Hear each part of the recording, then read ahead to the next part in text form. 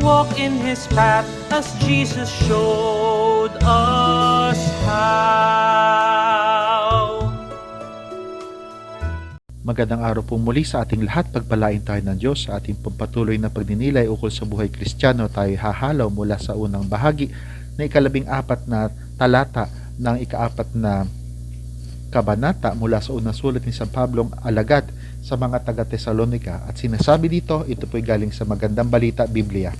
Pagsikapan ninyong mamuhay ng tahimik, pakialaman ang sariling gawain. No, dalawang bagay po yan. No? Nandiyan po yung tagubilin at utos ng alagad na si San Pablo sa mga taga-Tesalonika at maging sa atin na mamuhay ng tahimik. Yung bagang hindi nanggugulo ng buhay ng may buhay. At pangalawa, pakialaman ang sariling gawain.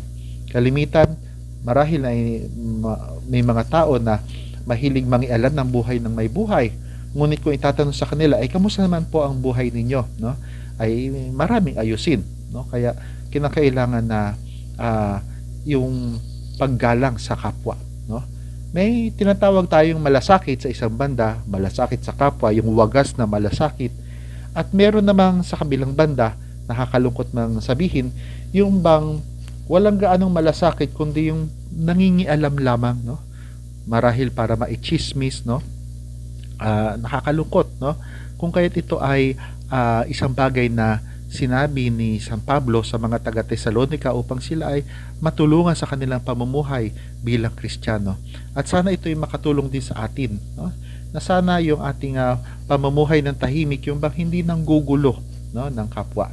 At hindi lang ito yung physical na pagiging tahimik, kundi yung pagiging mahinahon sa buhay, no? Hindi nanggugulo ng ibang tao, no? At gayon din yung tinatawag nating pagtutok sa sariling gawain upang mapagbuti natin at maialay sa Diyos ang ating buhay at gawain. Pagpalain tayo ng Diyos.